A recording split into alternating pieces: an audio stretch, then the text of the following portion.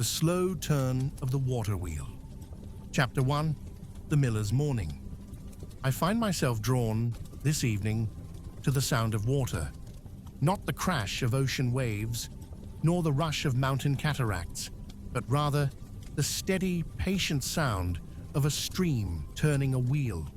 It is a sound that defined medieval life in ways we have largely forgotten. The creak of wood, the splash of falling water, the rumble of millstones grinding grain into flour. We shall spend our time together examining the medieval mill, that most essential and ordinary of structures. A building that stood at the edge of nearly every village, beside nearly every manor, performing the slow, repetitive work that kept communities fed. I should say at the outset that this is not a story of grand engineering marvels, though the principles involved are elegant in their simplicity. Rather, it is an examination of daily rhythms, of the miller's craft, of the social and economic web that formed around the simple act of grinding grain. Let us begin in a place I have visited many times in my studies, a mill on the River Ouse in Yorkshire in the year 1287. The mill stands perhaps 50 paces from the manor house, close enough that the lord can hear its operation, far enough that the dust and noise do not disturb his household. It is a timber structure, 2 stories tall, with walls of wattle and daub between heavy oak posts. The roof is thatched with rye straw, darkened by years of smoke and weather. The heart of the mill, of course, is the wheel. This particular wheel measures 12 feet in diameter, built of oak planks, bound with iron bands. It sits in a carefully constructed mill race, a channel that diverts water from the main river, controls its flow, and directs it against the wheel's paddles with maximum force.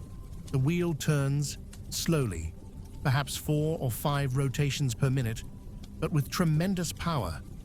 I recall standing beside such a wheel once, in my younger days, when I was permitted to examine a mill that still operated using medieval methods. The wheel turned with a kind of inevitability, each rotation exactly like the one before, the water pushing against the paddles with patient insistence. It was mesmerizing in its constancy. The wheel connects to a great axle, as thick as a man's torso, that extends through the wall into the mill's interior. There, through a series of wooden gears, the horizontal rotation of the wheel is converted into vertical rotation of the millstones above. But I am getting ahead of myself. Let us instead follow the miller, whose name was Edmund, through his morning routine. Edmund wakes before dawn, as millers always do. The work begins early, because farmers arrive early, bringing their grain before the day's other labors claim them. He dresses in the dark, pulling on a rough woolen tunic, heavy hose, leather shoes worn smooth by years of standing on flour-dusted floors. His first task is to check the mill race. He steps outside into the gray pre-dawn light, his breath visible in the cold air. The sound of the wheel is already present, for it turns day and night when water is sufficient. But he must ensure that debris has not accumulated overnight. A branch, a clump of weeds, even a dead animal washed downstream, any of these can foul the race and reduce the wheel's efficiency. Edmund walks along the wooden channel, examining it by feel as much as by sight. The water is cold, his hands reddening as he reaches in to clear a tangle of reeds caught against one of the supports. He tosses the wet vegetation onto the bank, where it will dry and be used later for kindling or animal bedding. Satisfied that the flow is unobstructed, he returns to the mill itself. Inside, the air is thick with the smell of grain and flour, a dusty, slightly sweet scent that permeates everything. The wooden gears creak and groan as they turn, transferring the wheel's power upward to the grinding floor above. Edmund climbs the ladder, his movements practiced and economical. The grinding floor is dim, lit only by the pale light from two small windows. In the center of the room sit the millstones, two great circular stones, each perhaps 4 feet across and 8 inches thick. The lower stone is fixed, set into a wooden frame. The upper stone, called the runner, rotates above it, driven by the machinery below. The gap between the stones is critical. Too wide, and the grain will pass through coarsely ground. Too narrow, and the stones will bind and possibly crack. Edmund adjusts this gap constantly throughout the day, using wooden wedges and his own practiced judgment. He examines the stones in the growing light, running his hand across the surface of the runner. The stone is cool, slightly rough, marked with regular furrows, cut in a pattern that helps move the grain outward as it grinds. These furrows, called furrows or harps, must be maintained regularly, recut when they become worn and shallow. I have always found the geometry of millstone furrows fascinating. They are not random scratches, but carefully planned patterns, usually radiating from the center in groups, designed to maximize the stone's efficiency. A poorly furrowed stone will produce uneven flour and waste grain in the process. The cutting of these furrows was a specialized skill performed by itinerant stone dressers who traveled from mill to mill. But that is a topic for another time. Edmund's next task is to fill the hopper, the large funnel that feeds grain down to the stones through a wooden chute. He descends to the storage room where sacks of grain wait, brought by yesterday's customers. Each sack is marked with the owner's symbol, a notch cut in a wooden tag, so that no one receives another's flour by mistake. He selects the first sack, hoists it with a grunt, and climbs back to the grinding floor. The sack is heavy, perhaps 100 pounds, but Edmund is accustomed to the weight. He pours the grain into the hopper, the kernels making a soft, rushing sound as they cascade down. Now comes the adjustment. He pulls a lever that controls the flow from the hopper, allowing grain to begin trickling down to the stones. The sound changes immediately, from the hollow rumble of stone on stone to a fuller, more productive grinding. He watches the flour begin to emerge at the stone's edge, pale and fine, collecting in the wooden bin that surrounds the grinding mechanism. Too fast a flow and the stones will choke, bogging down and potentially damaging the gears. Too slow and the stones will run empty, wearing against each other unproductively and generating heat that can scorch the flour. Edmund adjusts the flow by feel, by sound, by the faint vibration transmitted through the wooden floor. This is the miller's art, not dramatic, not requiring great strength or learning, but demanding constant attention and a sensitivity to the mill's rhythms developed over years. The grain feeds down, the stones turn, the flour accumulates. Edmund remains present, listening, watching, occasionally reaching down to test the flour's texture between thumb and forefinger. Too coarse, and he will tighten the stones slightly. Too fine, which sometimes happens with particularly dry grain, and he will open the gap a fraction. The work is repetitive, yes, but not monotonous. Each batch of grain is slightly different, varying in moisture content, in hardness, in the size and shape of the kernels. Wheat from the Lord's domain, grown in rich bottomland, grinds differently than wheat from a tenant's rocky upland plot. Barley behaves differently than oats, rye differently than any of them. A good miller knows these differences, accounts for them, adjusts accordingly. As the morning progresses, other customers arrive. Edmund can hear them outside, the creak of cart wheels, the low voices of men waiting their turn. Each has brought grain. Each expects it to be ground and returned, minus the miller's portion, before day's end. This brings us to one of the more contentious aspects of medieval milling, the toll. Edmund does not grind grain for free.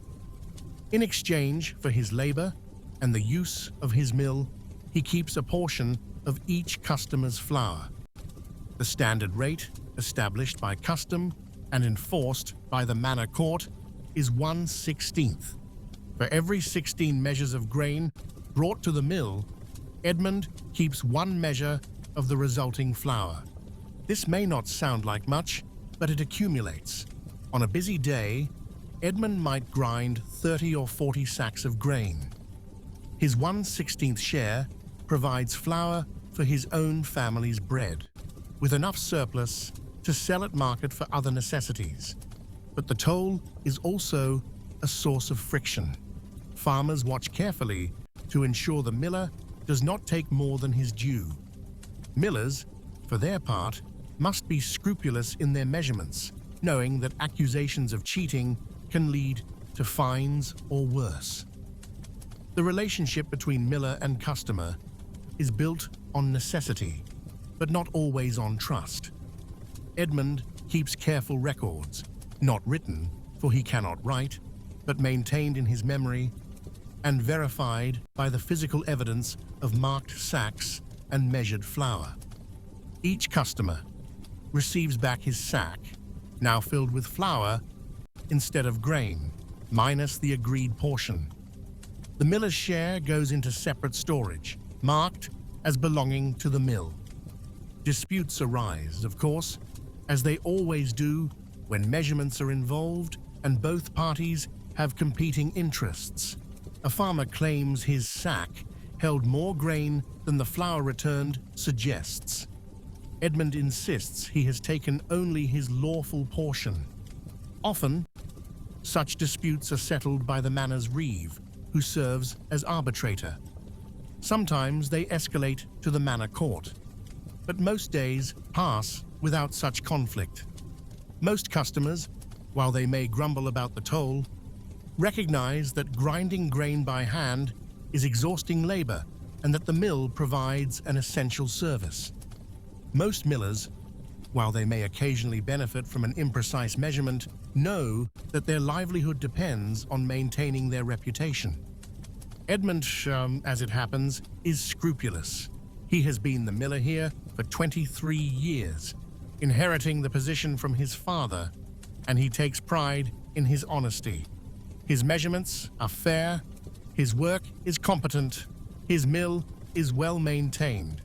This last point is more significant than it might appear. A mill is not a static thing, built once and then simply used. It requires constant maintenance. The wheel's paddles rot and must be replaced. The gears wear and must be repaired or rebuilt. The mill race silts up and must be dredged. The stones crack and must be replaced, at considerable expense. The building itself, exposed to moisture from the stream and to the pervasive dust of ground grain, is prone to decay. Edmund spends as much time maintaining the mill as he does operating it. He is carpenter, mason, engineer, all rolled into one. When a gear tooth breaks, he must fashion a new one. When the thatch develops a leak, he must repair it. When the axle bearing begins to smoke from friction, he must dismantle half the mechanism to replace it. This work is never finished. The mill is always in some state of partial disrepair, always requiring attention. It is the price of dealing with forces of nature, water and stone and wood that are powerful but also unforgiving. I recall examining the account rolls of a manor in Lincolnshire from the early 14th century that detailed the costs of mill maintenance over a 10-year period. Nearly every year showed expenditures for repairs, new paddles, replacement stones, iron fittings, timber for structural repairs. The cumulative cost was substantial, sometimes exceeding the mill's annual income from tolls, and yet the mill remained essential. Without it, grain could not be efficiently ground into flour. Without flour, bread could not be made. Without bread, the community would starve. The mill's value lay not in its profitability, though it could be profitable, but in its necessity. This, I think, is what we have lost in our understanding of medieval technology. We focus on the dramatic, the castles and cathedrals, and overlook the humble but essential structures like mills. Yet it was the mills that mattered most to daily life. It was the mills that kept people fed. Edmund works through the morning and into the afternoon, grinding batch after batch of grain. The sound is constant, the rumble of stones, the splash of water, the creak of wood. The air grows warmer as the day progresses, heated by the friction of the grinding, heavy with suspended flour dust that catches the light from the windows. By evening, he is tired. The work is not physically demanding in the way that plowing or harvesting is, but it requires constant vigilance, constant small adjustments. His back aches from bending over the stones. His ears ring from the noise. His lungs are thick with dust. But the day's grain has been ground. The customers have collected their flour. The miller's portion has been safely stored. Tomorrow, the work will begin again, as it has for years, as it will for years to come. The wheel turning, the stones grinding, the slow, patient transformation of grain into flour, continuing without pause or ceremony. Chapter 2. The Rights of the Mill. There is a concept in medieval law that strikes modern minds as peculiar, almost tyrannical. It is called, in Latin, the banum molendini. In English, we might call it the mill monopoly. Let me explain what this means. In most medieval manors, the mill was not simply a convenience that farmers could choose to use or ignore. It was, rather, a legal obligation. The lord of the manor held the exclusive right to operate a mill within his territory, and his tenants were required by law to bring their grain to his mill, to pay his toll, and to use no other method of grinding. A farmer could not just, for instance, grind his grain at home using handstones. He could not take his grain to a neighboring manor's mill if he preferred its location or suspected its toll might be lower. He certainly could not build his own mill.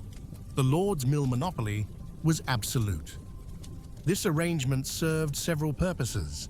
From the lord's perspective, it ensured a steady income from mill tolls.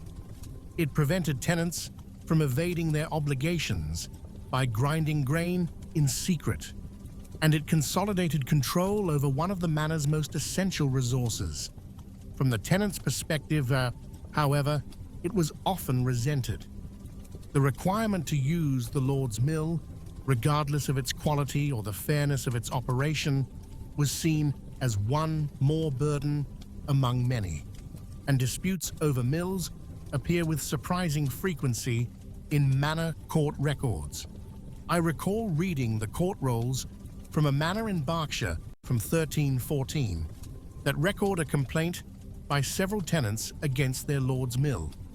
The mill, they claimed, was in poor repair. The stones were badly furrowed and produced coarse, inconsistent flour.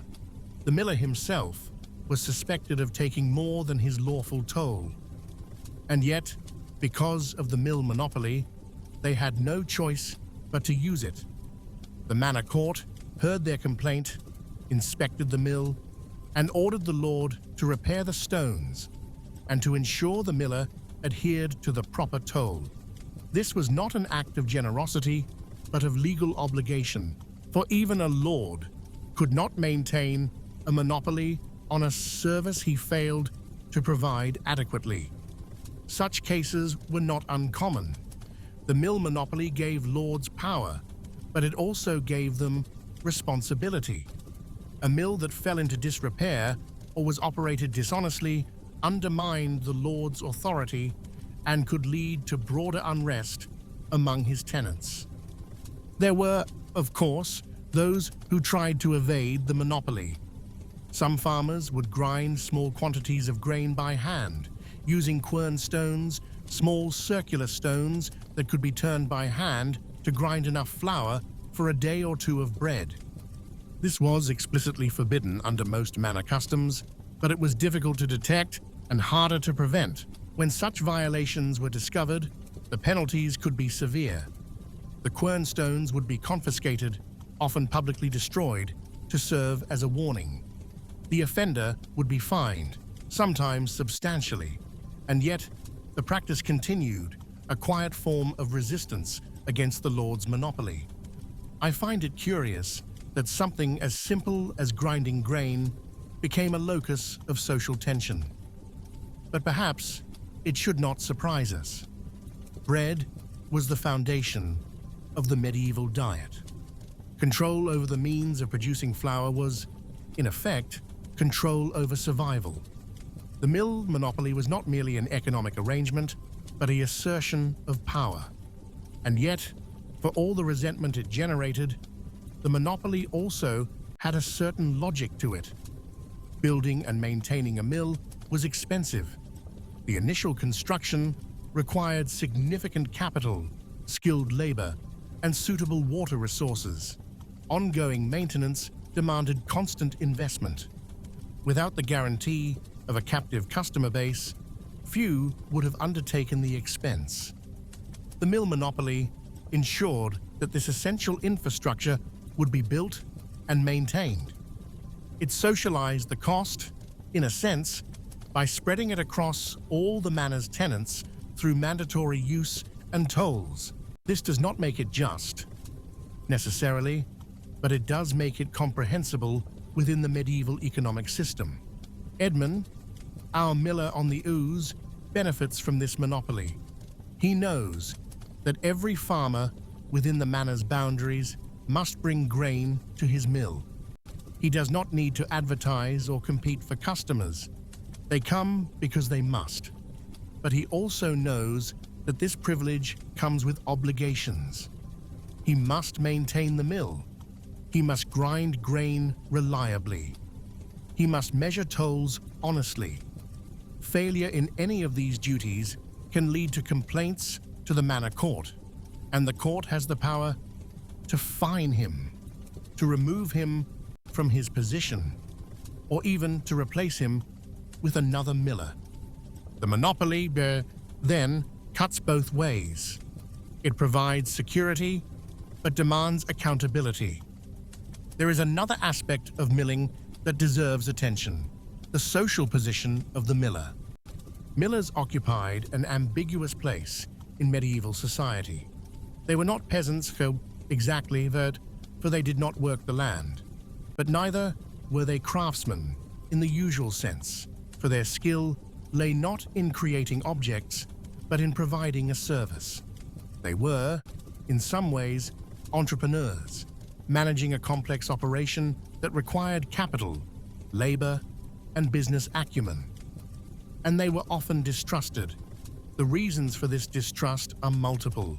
Millers handled large quantities of other people's grain, providing ample opportunity for theft or fraud. They charged tolls that farmers resented. They were seen as profiting from others' labor without producing anything themselves. Medieval literature is full of dishonest millers, characters who cheat their customers through false measures or adulterated flour. Chaucer's miller in the Canterbury Tales is a perfect example, a brawling, thieving character who knows how to steal grain and charge excessive tolls. Whether this reputation was deserved is difficult to say. Certainly some millers were dishonest, as some members of any profession are, but the stereotype was strong enough that it affected how all millers were perceived.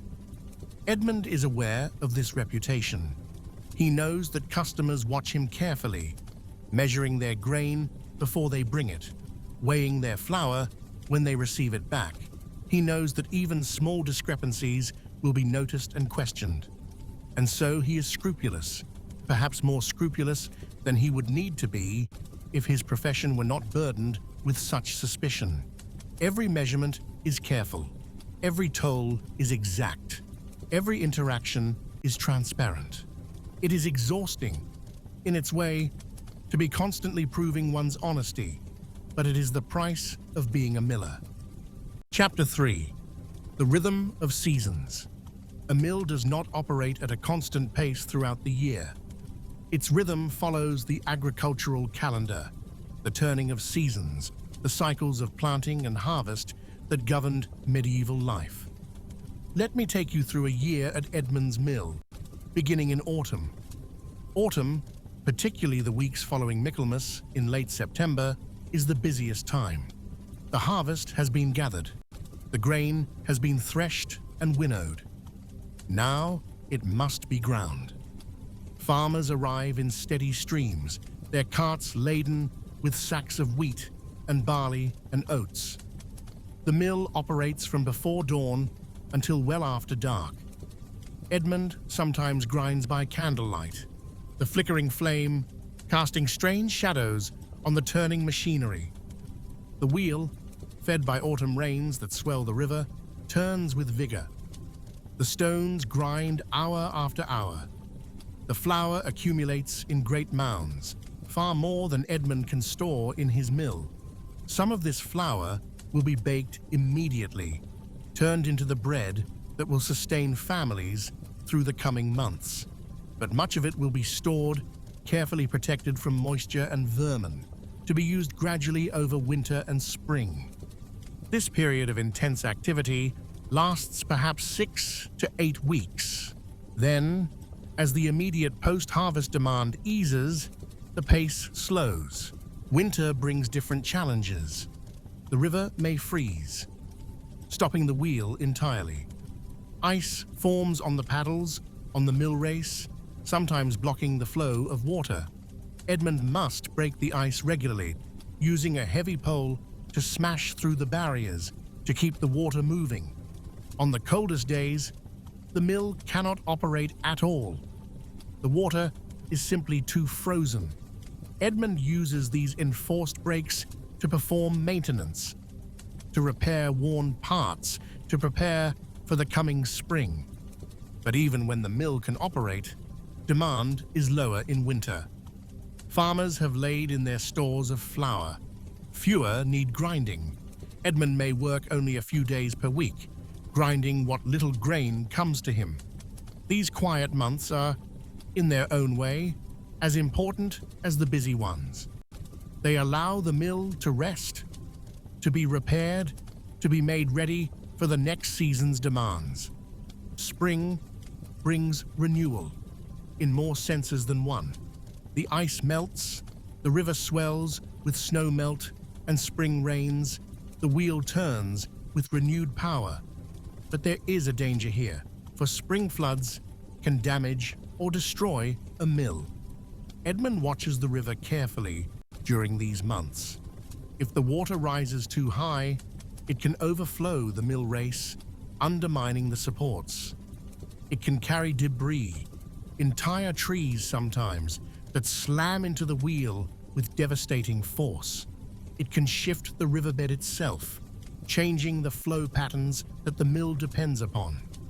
I have read accounts of mills destroyed by spring floods, the wheel torn from its axle, the building washed away, years of investment lost in a single night of rising water.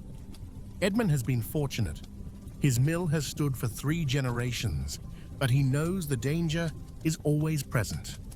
During heavy rains, he sometimes sleeps at the mill, ready to take emergency action if the water rises too far.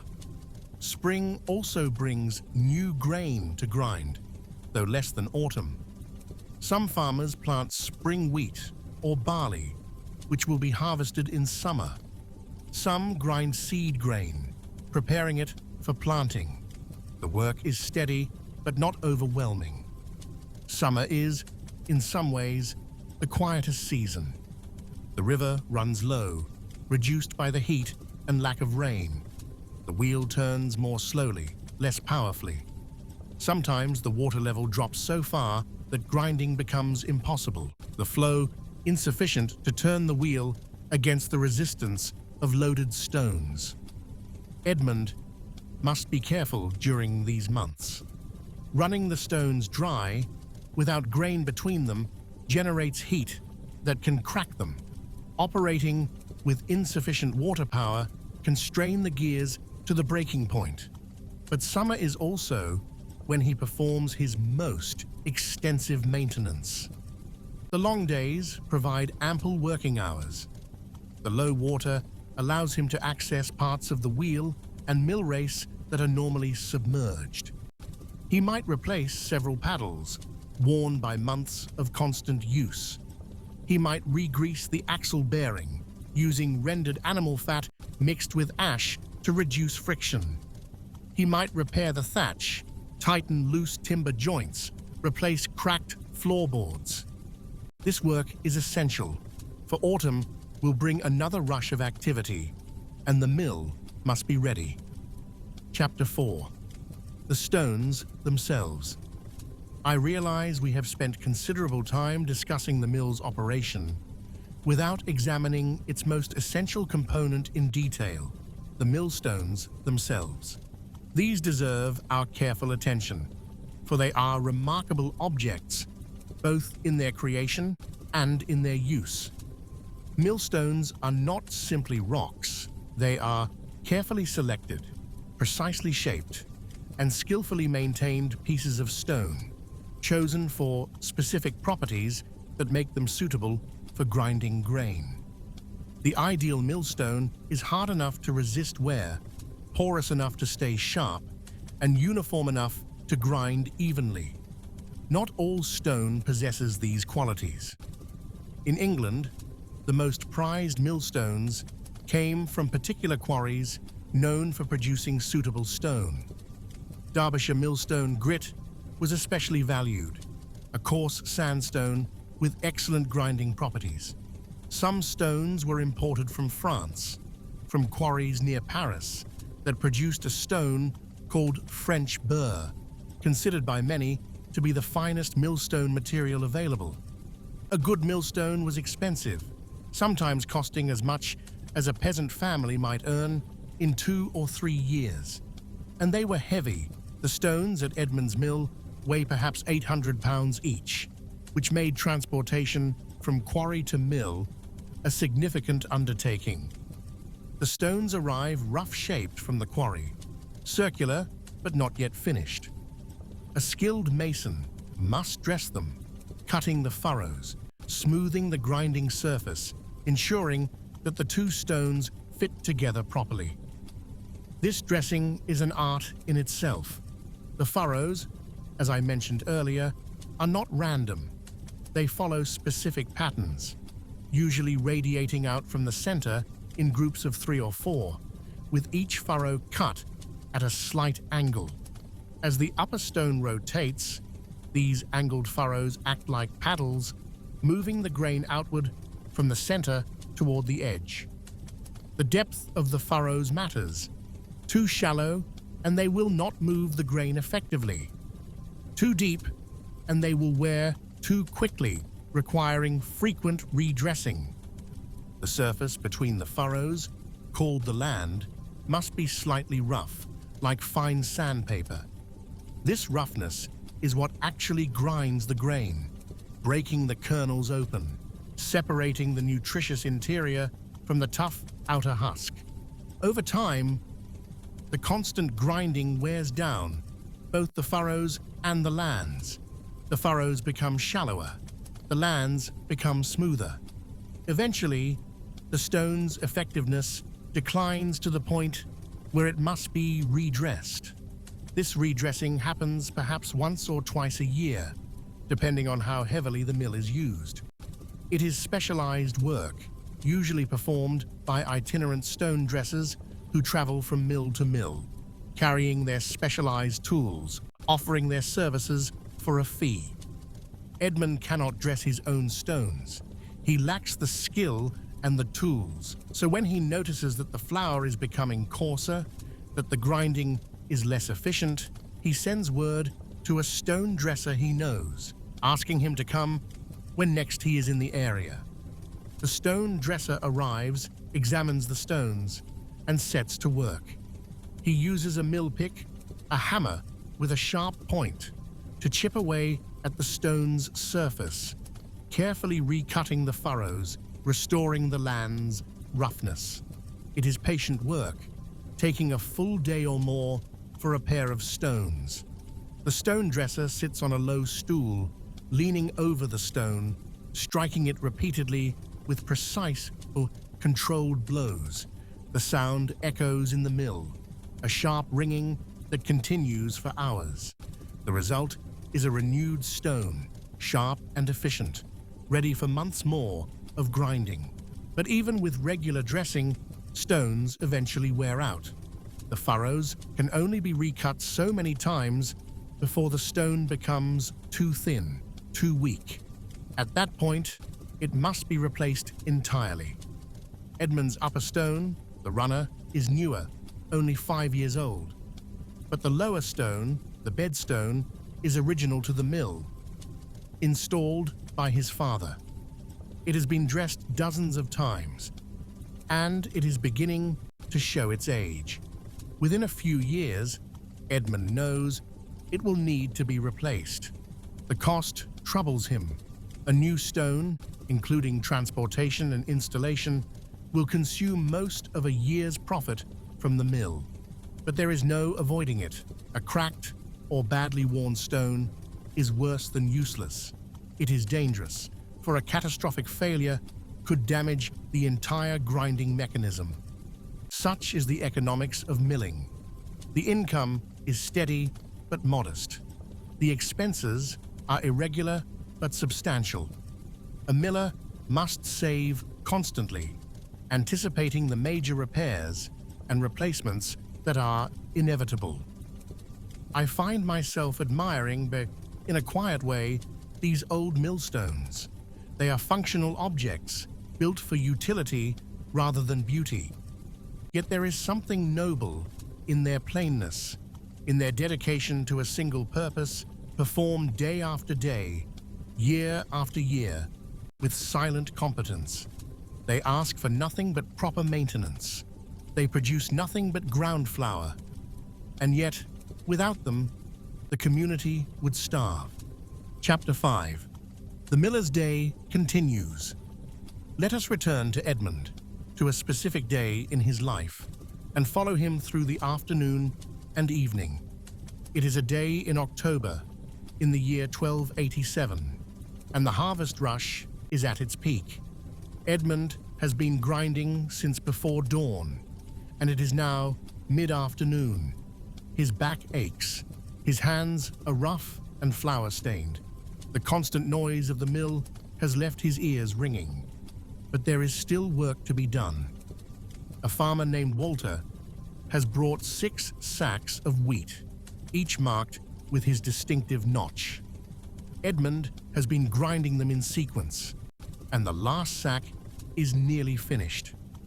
He watches the hopper empty, the final trickle of grain feeding down to the stones, and pulls the lever to stop the flow. The character of the sound changes immediately. The grinding becomes hollow again, stone on stone without grain between.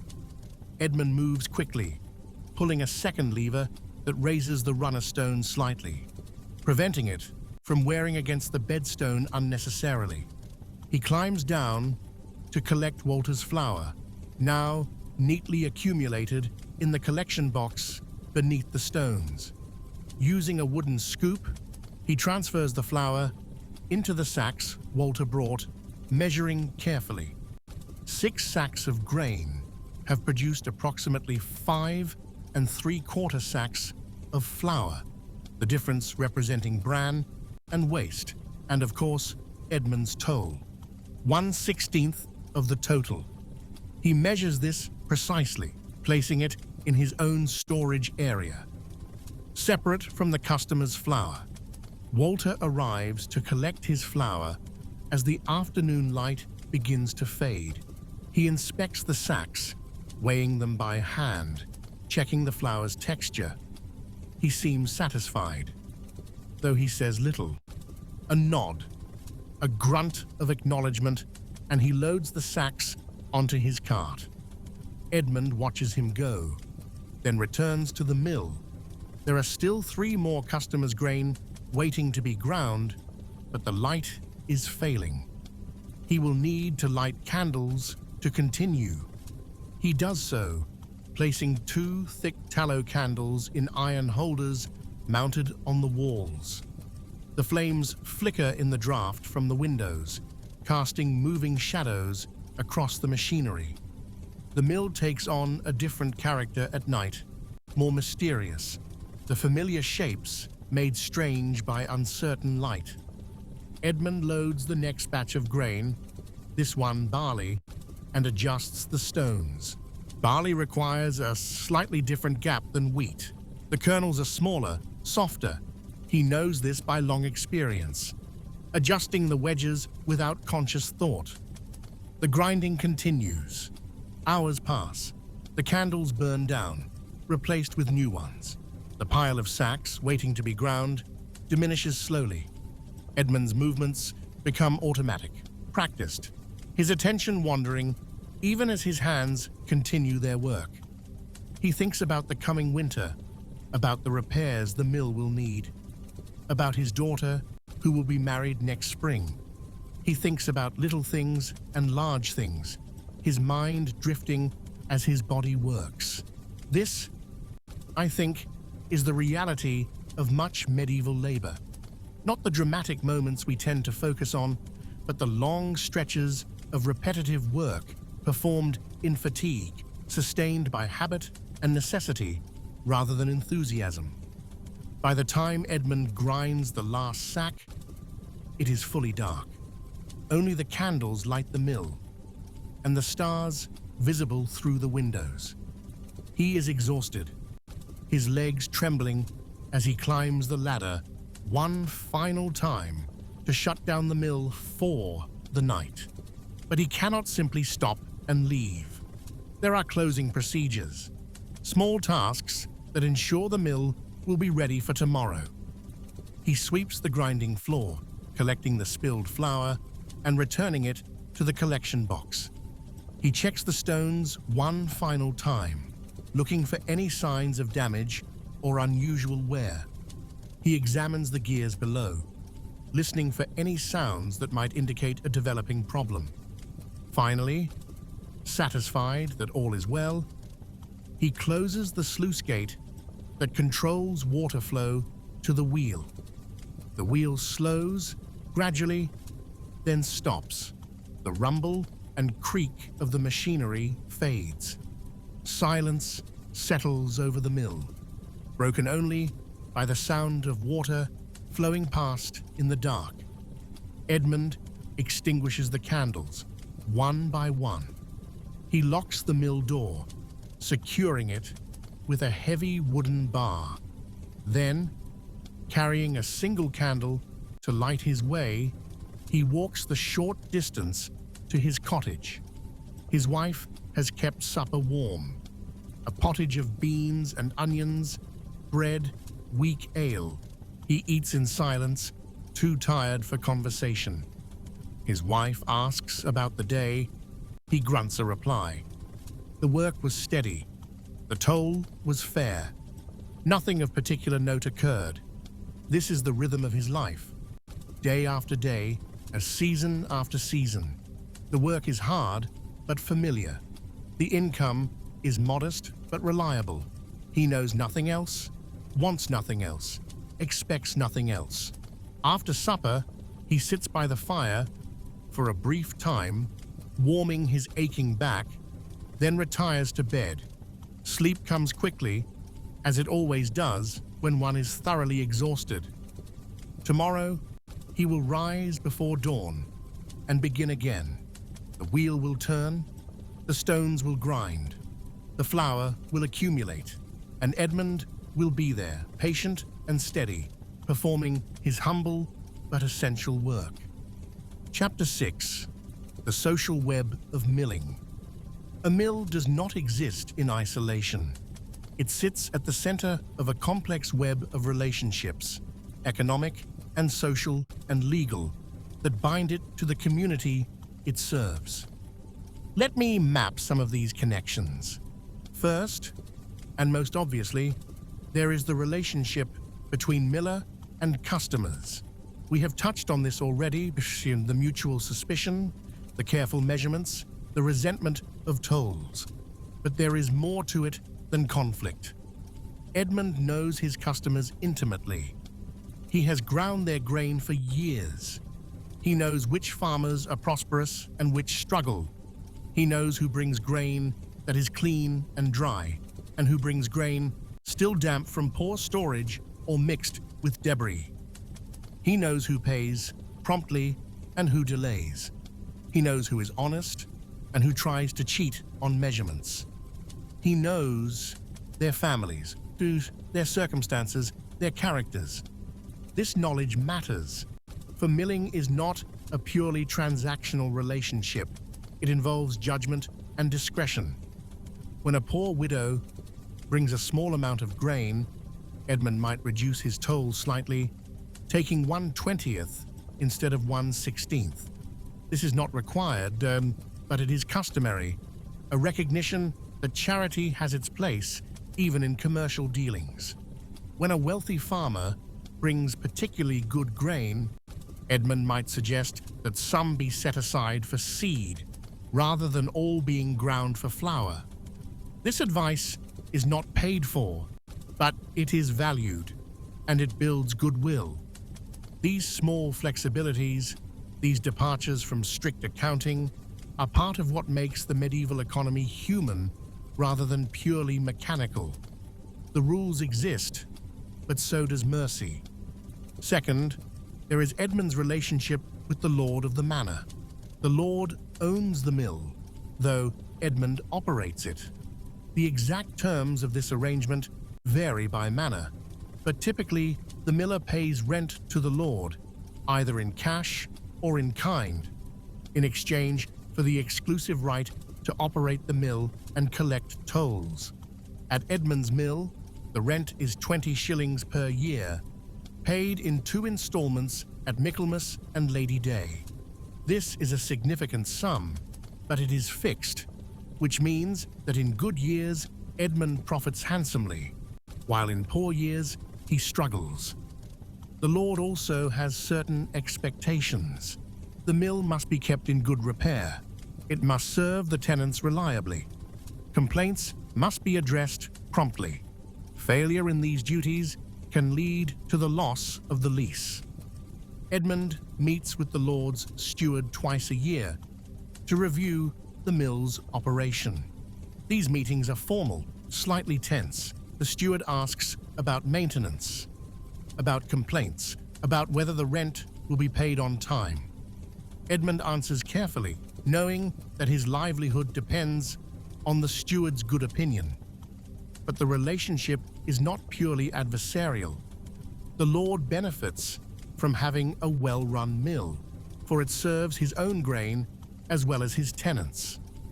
When major repairs are needed, beyond what Edmund can afford, the lord sometimes contributes to the cost.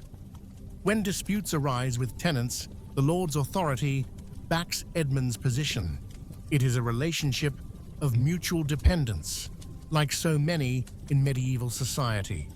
Third, there is Edmund's relationship with the village community more broadly. As the miller, he occupies a particular social position. He is neither peasant nor lord, neither craftsman nor merchant, but something in between. He deals with everyone, serves everyone, yet belongs fully to no group.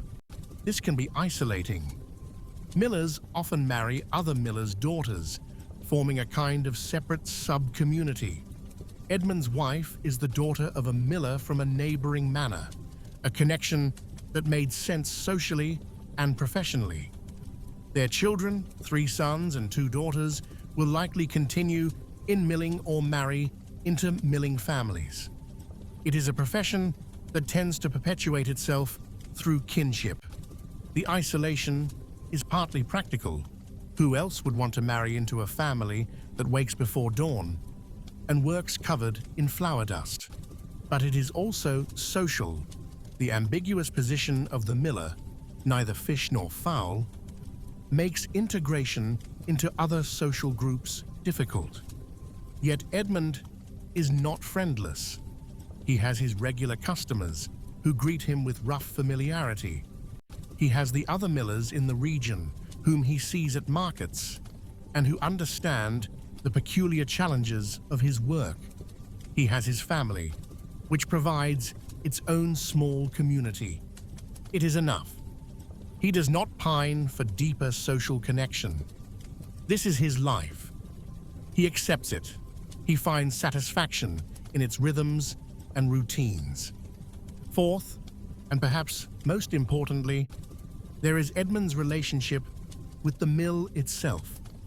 This may seem strange to speak of a relationship with a building and machinery, but I have observed that those who work with complex tools or in demanding environments often develop a kind of intimacy with their workplace.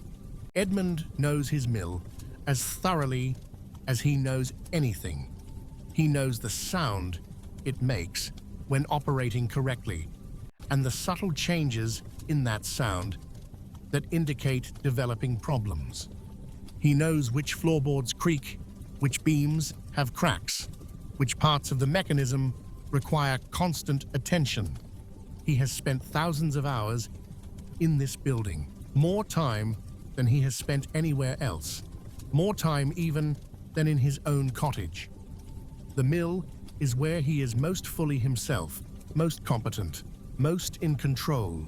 When something goes wrong, a broken gear, a damaged stone, he feels it almost as a personal injury. When repairs are completed successfully, when the mill returns to smooth operation, he feels pride and relief. This is his domain, his responsibility, his life's work. The mill will outlast him. It was here before he was born and will remain after he dies. But while he lives, it is his to care for, his to operate, his to maintain. And he does so day after day with patient dedication. Chapter 7.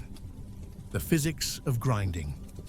I must confess to a certain fascination with the mechanics of milling. The elegant simplicity of converting flowing water into rotational force into ground flour. Let me indulge this interest for a time, examining how a mill actually works. The fundamental challenge is this. Water flows horizontally and downward, pulled by gravity. But to grind grain, we need vertical rotation, the upper stones spinning above the lower. How do we convert one motion into the other? The answer lies in gearing. At Edmund's mill, as at most medieval mills, the great wheel turns horizontally, its axle oriented perpendicular to the stream. This axle extends through the mill wall into the building's interior, where it connects to a large gear called the pit wheel. The pit wheel is perhaps 6 feet in diameter, constructed of heavy oak, its rim fitted with wooden teeth, thick pegs that protrude outward. This wheel rotates horizontally, driven by the water wheel outside. Meshing with the pit wheel is a smaller vertical wheel, the wallower, perhaps 3 feet in diameter, also fitted with wooden teeth. As the pit wheel turns, its teeth engage the wallower's teeth, causing the wallower to rotate. But the wallower's axle is vertical, extending upward through the floor to the grinding level above. At the top of this vertical axle sits the runner stone, mounted on a structure called the rind that allows the stone to spin. Thus, horizontal water flow turns the water wheel, which turns the horizontal pit wheel, which turns the vertical wallower, which turns the vertical axle, which turns the runner stone. The conversion from horizontal to vertical rotation happens at the point where pit wheel and wallower mesh. This is simple in principle, but extraordinarily demanding in practice. The teeth of both wheels must be precisely shaped and positioned. If they do not mesh properly, the gears will bind or strip. The alignment must be perfect. Any wobble in the wheels will cause irregular engagement and rapid wear. The materials must be chosen carefully. Oak is strong and somewhat flexible, able to absorb shock, but it also wears, the teeth gradually becoming rounded and loose. They must be replaced periodically, a task that requires disassembling much of the mechanism. The ratio between the wheels matters. The pit wheel is larger than the wallower, perhaps twice the diameter. This means the wallower rotates approximately twice as fast as the pit wheel, which in turn rotates slightly slower than the water wheel. So if the water wheel turns at 4 rotations per minute, the pit wheel might turn at 3, and the wallower at 6. This gearing up is necessary because the stones need to rotate relatively quickly, around 5 or 6 rotations per minute, to grind efficiently. But more speed means more stress on the mechanism. The faster the rotation, the greater the forces involved, the more likely something will break. Edmund must balance these considerations constantly. Too slow, and the grinding is inefficient. Too fast, and the risk of mechanical failure increases. The optimal speed depends on the water flow, the load on the stones, the condition of the gears. He adjusts this by controlling the water flow to the wheel, opening or closing the sluice gate, allowing more or less water to strike the paddles. More water means more power, faster rotation. Less water means gentler, slower operation. In autumn, when the river runs high and the demand is heavy, he opens the sluice fully, pushing the mill to its maximum capacity. In summer, when water is scarce, he conserves every drop, opening the sluice only as much as necessary. There is an art to this, a feel for how the mill responds to different conditions. Edmund has developed this intuition over decades, to the point where he barely thinks about it consciously. Another crucial element is the bearing where the vertical axle rotates. This bearing must support enormous weight. The axle, the rind, the runner stone, perhaps 1,000 pounds total, while allowing smooth rotation. Medieval mills used a simple but effective solution. A wooden bearing, usually made of very hard wood, like lignum vitae, set into a stone or wooden socket, lubricated with animal fat. The friction is substantial, but with proper lubrication, the bearing can last for years. Edmund checks and re-greases this bearing weekly, using a mixture of rendered mutton fat and wood ash. The smell is not pleasant, but the lubrication is essential. If the bearing fails, if it seizes or cracks, the entire mill stops. Replacing it requires lifting the massive runner stone, disconnecting the vertical axle, removing the damaged bearing, and installing a new one. This is a major undertaking, requiring several men and specialized equipment, and can take days to complete. Edmund has replaced this bearing twice in his tenure, both times with great difficulty and expense. He is vigilant about its maintenance, knowing that prevention is far easier than cure. I find these mechanical details endlessly interesting. the way medieval engineers solved practical problems with available materials and technology. They could not manufacture precision steel parts or use sophisticated lubricants. They worked with wood and stone and iron and animal fat. And yet they built machines that worked, that lasted for generations, that performed essential tasks reliably. There is something admirable in this, in the combination of theoretical understanding and practical skill that allowed a medieval miller to construct and maintain such a complex mechanism. Chapter 8. The manor's economy. To understand the mill's place in medieval life, we must step back and consider the broader economic system of which it was a part. The manor, that fundamental unit of medieval rural organization, was largely self-sufficient. It produced most of what it needed, consumed most of what it produced, and traded relatively little with the outside world. Within this closed system, the mill played a crucial role. Grain was the manor's primary product. The lord's domain produced grain. The tenant's holdings produced grain. Grain was what fed both lord and peasant, what could be sold for cash when necessary, what paid rents and fees and obligations. But grain in its raw form was of limited use. It could be boiled into pottage, but this was inefficient and not particularly palatable. To make bread, the staple of the medieval diet, grain had to be ground into flour.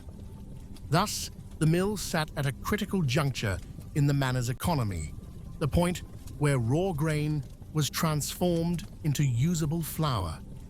Control of this transformation meant control of a significant portion of the manor's wealth.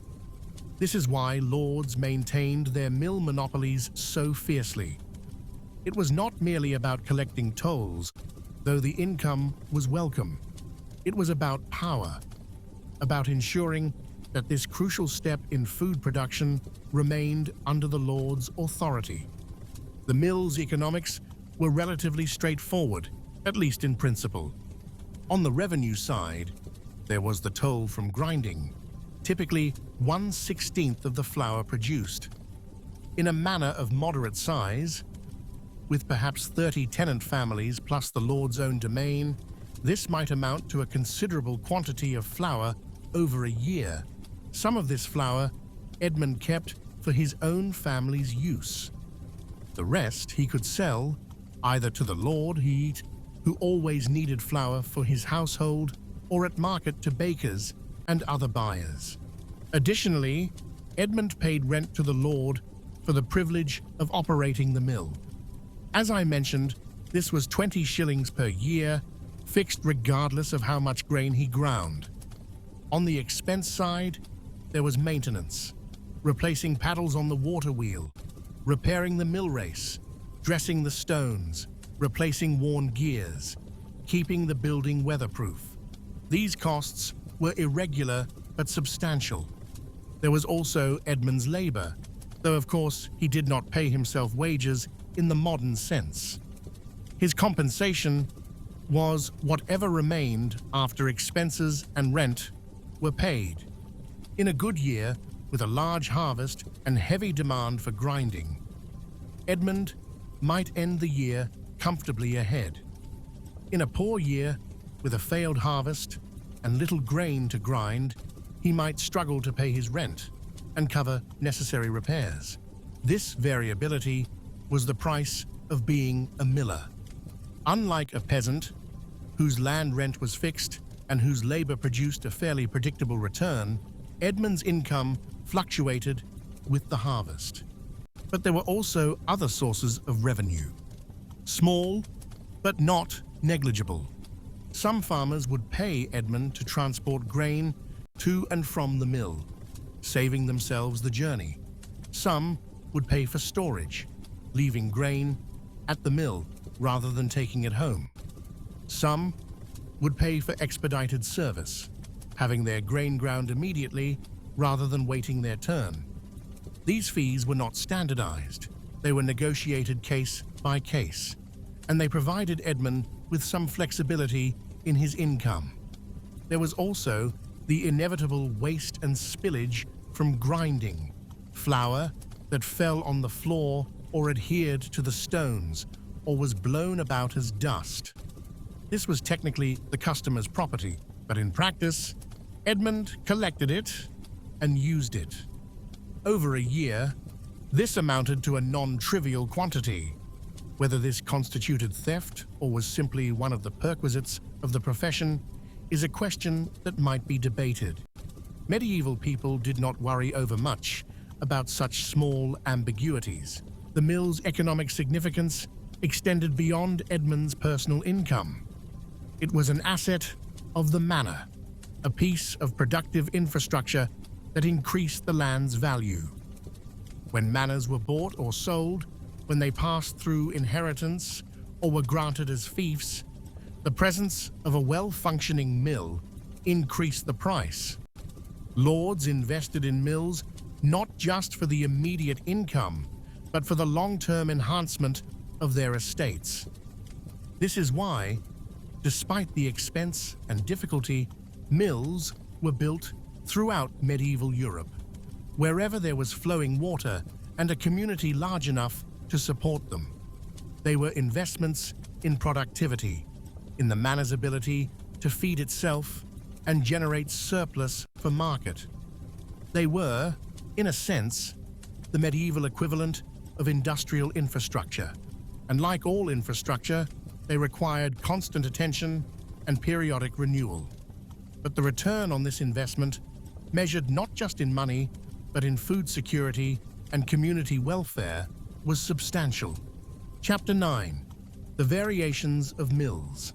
I should note that Edmund's mill, water-powered and used for grinding grain, was just one type among several that existed in medieval Europe. The most basic mill, predating the water-powered variety, was the hand mill or quern. This consisted of two small circular stones, perhaps 18 inches in diameter, with the upper stone rotated by a hand using a wooden handle. Grain was fed into a central hole, and flour emerged at the edges. Querns were slow, labor-intensive, and produced relatively coarse flour, but they required no infrastructure, no flowing water, no complex machinery. A family could grind enough grain for a day's bread in an hour or so of hard work. As I mentioned earlier, many manorial regulations forbade the use of querns, requiring all grain to be brought to the lord's mill. But querns persisted nonetheless, hidden in cottages, used illicitly to avoid mill tolls. I have held a quern stone in my hands, recovered from an archaeological site in Wales. It was surprisingly heavy, perhaps 30 pounds, and its grinding surface was worn smooth by years of use. I imagined the countless hours of labor represented by that ware, the women who turned the stone day after day, grinding enough flour to keep their families fed. A step up from the hand quern was the horse mill or animal mill. Here, the grinding stones were larger and heavier, driven by a horse or donkey walking in circles, attached to a long pole connected to the upper stone's axle. These mills could grind more grain than querns, but they required an animal, which had to be fed and maintained. They were more common in areas without reliable water sources, or on large estates where the lord needed to grind grain for his household without depending on the manorial mill. But by far the most important type, at least in most of Europe, was the watermill like Edmund's. Watermills came in several varieties, depending on how the water engaged the wheel. The undershot wheel, which Edmund's mill uses, has the water striking the paddles at the bottom of the wheel. This is simple and works with relatively low water flow, but it is not particularly efficient. The overshot wheel, by contrast, has water delivered to the top of the wheel, falling into buckets or onto paddles, using both the water's weight and its momentum to turn the wheel. This is much more efficient but it requires greater height difference, more complex construction. Some mills used breast-shot wheels where water struck the wheel at mid-height, a compromise between the simplicity of undershot and the efficiency of overshot. The choice depended on the local terrain and water source. Edmund's mill, on a relatively flat section of the River Ouse, could not easily use an overshot design. But in hilly regions, where streams descended rapidly, overshot wheels were common. Watermills were also adapted for purposes other than grinding grain. Fulling mills, used in cloth production, employed water power to drive heavy wooden hammers that beat cloth repeatedly, shrinking and thickening it. These mills were essential to the medieval textile industry, particularly in Flanders and England.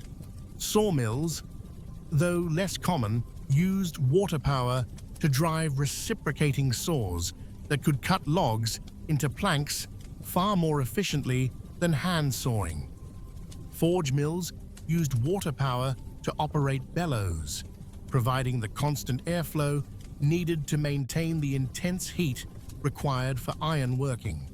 Even paper mills, in the later medieval period, used water-powered hammers to break down rags into pulp for paper making.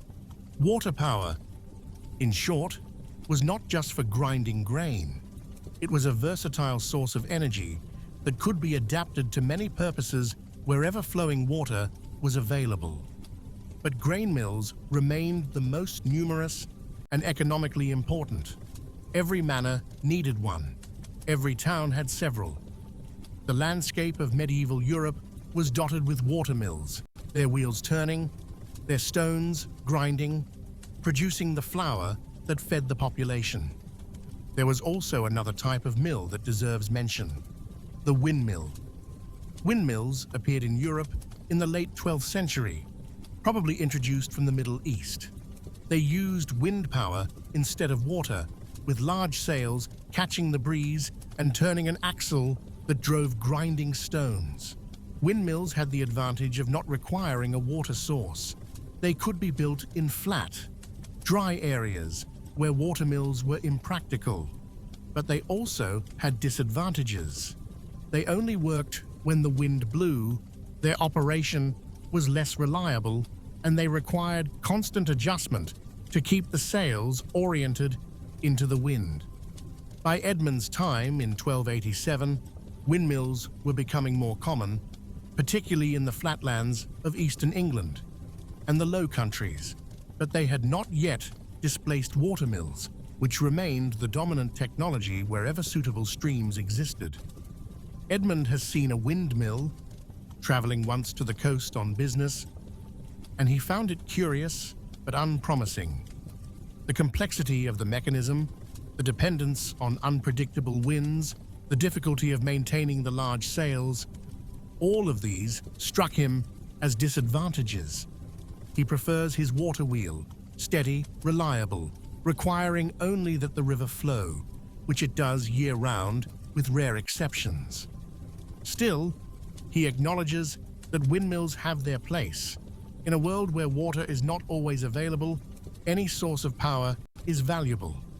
The proliferation of mills, both water and wind, represents one of the major technological advances of the medieval period. By harnessing natural power sources, medieval people freed themselves from the drudgery of hand grinding, making food production more efficient and freeing labor for other tasks. This is not dramatic in the way that castles or cathedrals are dramatic, but in its impact on daily life, it was perhaps more significant. Chapter 10. A Day of Difficulty. Not every day at the mill proceeds smoothly. Let me describe a day when things went wrong, for this too is part of the miller's experience. It is a morning in February in the year 1289, 2 years after we first encountered Edmund. The weather has been unseasonably warm, following a hard freeze, and the river is running high with snowmelt. Edmund arrives at the mill before dawn, as always, and immediately senses something amiss. The sound of the water is louder than usual, more turbulent. As light grows, he sees that the river has risen significantly overnight, the water flowing fast and brown with mud. This is not entirely unusual. Spring floods are part of the mill's rhythm, but the speed of the rise concerns him. If it continues, the water could overflow the mill race, undermine the supports, even damage the wheel. He opens the sluice gate fully, allowing maximum water flow through the race, hoping to prevent backup that could cause flooding. The wheel turns with unusual vigor, faster than he would normally allow, the gears groaning under the stress. But he has little choice. He must keep the water moving through the race. Throughout the morning, he monitors the situation anxiously. The river continues to rise. Debris flows past. Branches, clumps of vegetation, once the bloated carcass of a sheep. Any of this could catch in the wheel, jamming it, possibly breaking it. Around midday, his worst fears are partially realized. A large branch, as thick as a man's leg, jams between two paddles. The wheel shudders, slows, but does not stop entirely. The branch, caught firmly, rotates with the wheel, creating an irregular thumping sound with each revolution. Edmund knows he must remove it before it damages the paddles or throws the wheel off balance. But this means entering the mill race while the wheel is turning, a dangerous prospect. He closes the sluice gate, slowing the water flow. The wheel gradually loses speed, but it does not stop completely. The momentum and the remaining water keep it turning slowly. Edmund removes his shoes and hose, rolls up his tunic, and wades into the race. The water is shockingly cold, the current strong. He braces himself against the stone wall of the race, reaches for the branch. It is wedged tightly. He pulls, without success. The wheel continues its slow rotation, bringing the branch closer, then away again with each turn. If his hand were caught between the branch and the paddle, it would be crushed. He times his efforts carefully, pulling when the branch is in reach, releasing when the wheel carries it away. On the fourth attempt, the branch comes free, and Edmund stumbles backward in the current, nearly losing his footing. He throws the branch onto the bank, scrambles out of the race, stands shivering and dripping on the bank. The wheel, freed of the obstruction, gradually returns to normal speed as he reopens the sluice. But the incident has shaken him. He is not a young man. His reflexes are not what they once were. The danger was real. He dries himself as best he can, dresses, returns to the mill. But the day's difficulties are not over. Around mid-afternoon, as he is grinding a batch of oats, he hears a sharp crack from below. The wheel continues to turn, but the sound of the gears has changed, a roughness that was not there before. He stops the flow to the hopper, raises the runner stone, and descends to examine the pit wheel. One of the wooden teeth has cracked, split along its length. It is still engaging with the wallower, but barely, and the stress on the adjacent teeth has increased. If the broken tooth fails completely, it could damage the wallower's teeth as well, leading to a cascade of failures that would require extensive repairs. Edmund knows what must be done. The tooth must be replaced before it fails catastrophically, but this means shutting down the mill, disassembling part of the mechanism, fashioning a new tooth, installing it, and reassembling everything. A day's work at least, possibly two.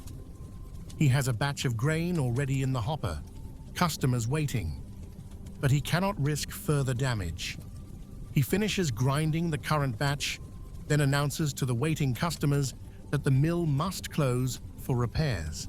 They grumble, of course, but there is no alternative. Edmund promises to work as quickly as possible. The next day, he begins the repair. He closes the sluice, stopping the wheel.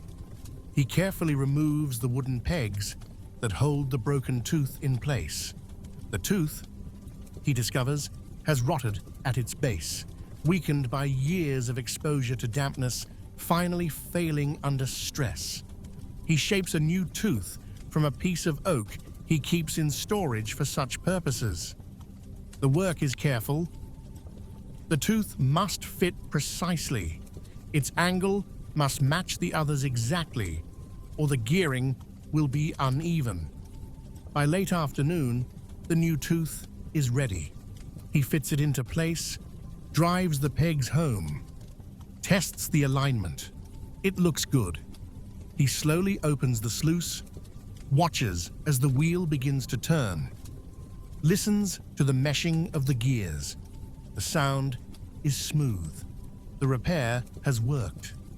He reopens the mill the following morning, greeting the impatient customers who have accumulated grain to be ground.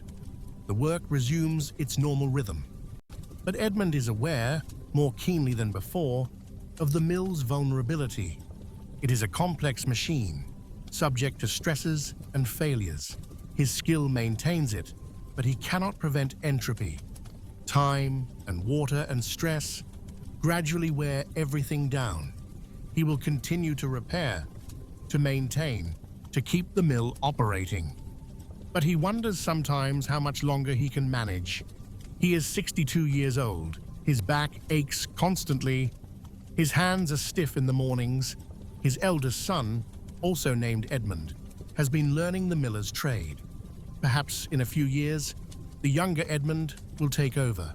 Perhaps the elder Edmund will retire, spend his final years in less demanding pursuits. But for now, he continues, the work must be done. The mill must operate. The grain must be ground. And so, day after day, he returns to the mill, opens the sluice, watches the wheel turn, and performs the slow, patient work that has defined his life. Chapter 11. The Meaning of Mills. As we near the end of our examination of medieval mills, I find myself returning to a question. What do these structures represent, beyond their obvious practical function? Mills are, in one sense, simply machines for grinding grain. But I believe they are also something more, emblems of a particular relationship between humans and nature, between labor and technology, between individual skill and collective need. Consider first the relationship with nature.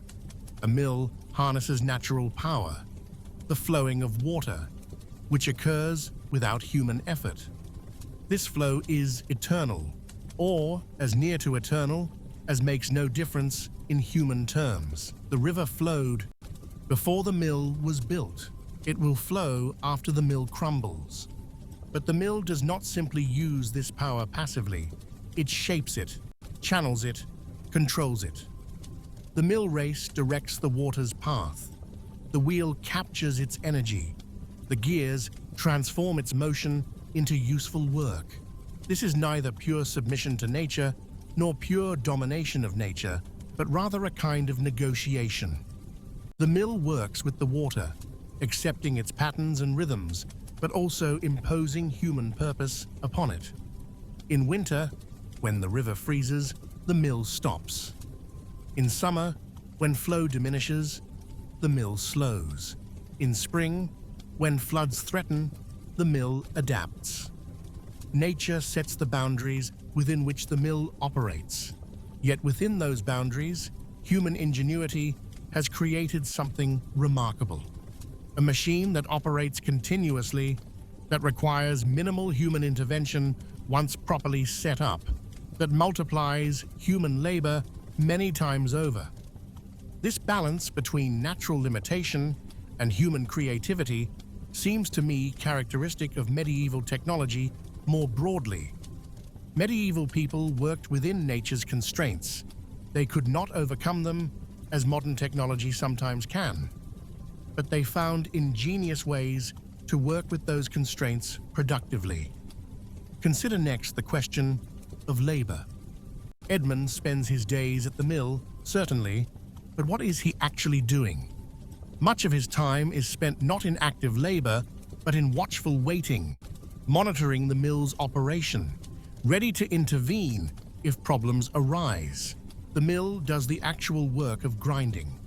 Edmund's role is supervisory, adjusting, maintaining, problem-solving. In this sense, the mill is a labor-saving device, not just for the farmers who would otherwise grind by hand, but for Edmund himself.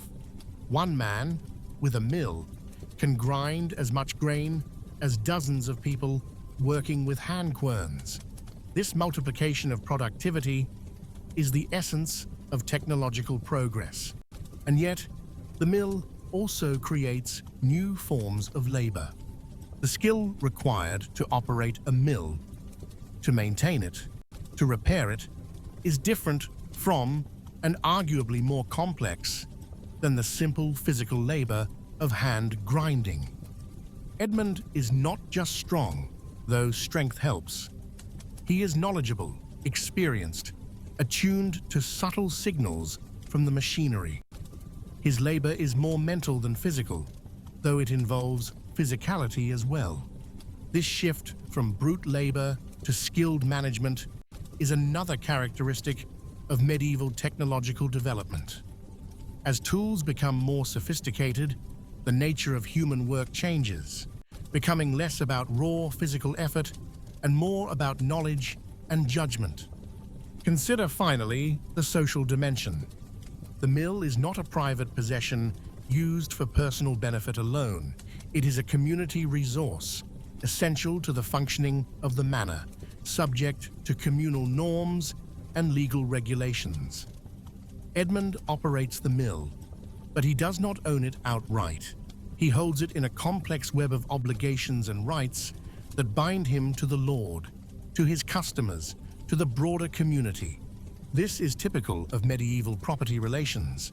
Very little was held as absolute private property in the modern sense. Most things existed in relationships of mutual obligation, where rights and responsibilities were balanced, where individual gain was constrained by communal need. The mill monopoly, for all its unfairness from an individual perspective, served a social function. It ensured that this essential piece of infrastructure would be built and maintained. It prevented wasteful duplication. It made the community as a whole more efficient. Whether this justifies the restriction of individual freedom is a question on which reasonable people might disagree. But I think we must at least acknowledge that the medieval system had its own internal logic, its own way of balancing competing goods. What strikes me most, after these long hours examining mills, is their ordinariness. They were not celebrated in poems or chronicles. No great battles were fought over them, or at least none that history bothered to record. They simply stood beside streams, their wheels turning, their stones grinding, year after year, generation after generation. And yet, they were essential. Without mills, medieval society as it existed would have been impossible. The productivity they enabled, the labor they saved, the food security they provided, all of this was foundational to medieval life. This seems to me a useful corrective to our tendency to focus on the dramatic and the exceptional. History is not just kings and battles and cathedrals, it is also mills and millstones and millers like Edmund, performing unglamorous but necessary work, making society function, asking little recognition and receiving less. If we want to understand how medieval people actually lived, we must attend to these ordinary things. We must be willing to spend time, as we have tonight, examining the mundane mechanisms that undergirded daily existence. This is where history touches us most directly, not in the grand gestures, but in the small practicalities that connect us across centuries to people who, like us, needed to eat, to work, to maintain the infrastructure that made life possible. Edmund the miller, grinding grain beside the River Ouse, is closer to our own experience than any king or saint. His concerns, making a living, maintaining his equipment, meeting his obligations, caring for his family. These are concerns we recognize, and his mill, patient, steady, turning its wheel through seasons and years, seems to me an appropriate symbol for the kind of history we have explored tonight. Not flashy, not dramatic, but solid, essential, enduring. Chapter 12. The wheel turns still. We come now to the end of our examination, though in truth, there is much more that could be said. The subject of medieval mills, like most topics when examined closely, reveals endless depths, endless fascinating details that could occupy us for many more hours. But let me bring our story to a gentle close, not with grand conclusions, but with a few final observations. Edmund the miller continued his work for another 8 years after the time we have been observing him. In 1295, at the age of 68, he finally passed the mill to his eldest son, who had by then learned the trade thoroughly. The elder Edmund lived 4 more years in retirement, dying peacefully in his sleep in 1299. He was buried in the village churchyard, his gravestone, long since worn, smooth and illegible, if indeed it bore any inscription at all. His son operated the mill for another 31 years, until 1326, when he in turn passed it to his own son. And so the succession continued, the mill remaining in the same family through most of the 14th century. The mill itself, the physical structure, underwent many changes over the decades. The wheel was replaced 3 times that I know of. The stones replaced twice, the building partially rebuilt after a fire in 1340. By the early 15th century, little of the original mill that Edmund knew remained.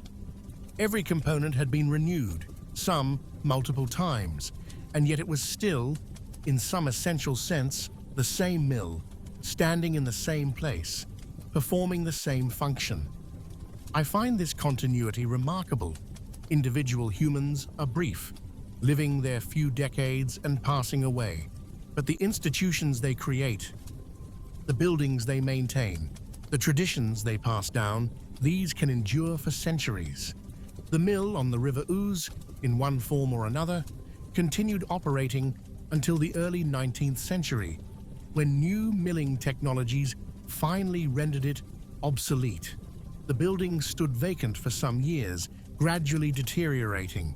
Eventually, it was demolished, the stones carted away for other uses, the timbers salvaged or rotted. Today, nothing visible remains. The river still flows, but the mill race has been filled in, the wheel's position unmarked. A modern building occupies approximately the same location, though no one remembers what once stood there. And yet, Edmund's mill lives on, in a sense, in the records that survive. The manor court rolls that mention disputes over tolls, the account rolls that record repairs and expenses, the brief references in letters and chronicles that mention the mill in passing. From these fragmentary sources, historians have reconstructed much about how medieval mills operated, what they meant to the communities they served, how they fit into the broader economic and social systems of the time. It is from such reconstructions that I have drawn the details of Edmund's story. Some of what I have told you is documented fact, drawn from specific records. Some is informed inference, based on our general knowledge of medieval milling practices. Some is imagination, filling in the human details that records rarely capture. but all of it is offered in service of understanding, of bringing to life, however imperfectly, the experience of a medieval miller and the world he inhabited. I began by saying that this would be an examination of the ordinary and easily overlooked. I hope I have succeeded in showing that the ordinary, but when examined with care and attention, reveals unexpected richness. A mill is just a building with a wheel and some stones, but it is also a nexus of relationships, economic and social and technological. It is a site of labor and skill. It is essential infrastructure. It is a place where human purposes and natural forces meet and negotiate their coexistence.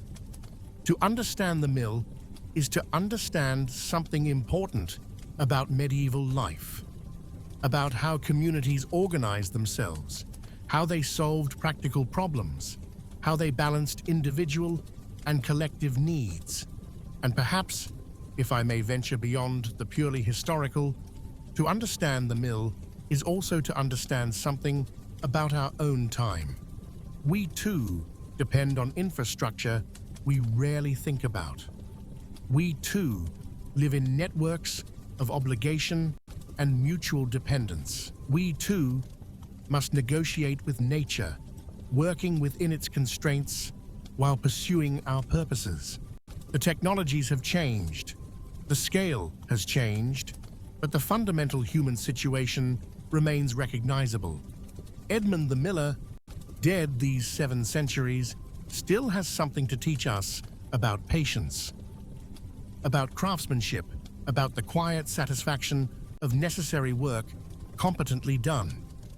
His wheel no longer turns, but its memory, preserved in fragments of parchment and in the reconstructions of historians, reminds us that history is not just the story of the great and powerful.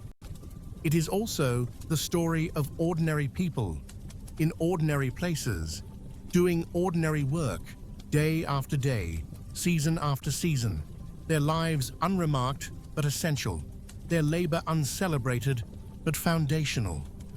This is the history that surrounds us if we have eyes to see it, the history of the everyday, the necessary, the humble. And so our study of the mill comes to an end, not with drama or revelation, but simply with the quiet acknowledgement that such things mattered, that they deserve our attention, that their story is worth telling. The wheel has stopped turning. The stones are silent. But we have remembered, for a few hours, the patient work that once filled this place. And that, I think, is all we can ask of history. And so, our quiet study comes to a close. If these small fragments of the medieval world have brought you a measure of calm or curiosity, then our time together has been well spent. Until our next long walk through history, I remain the narrator. Please subscribe for more.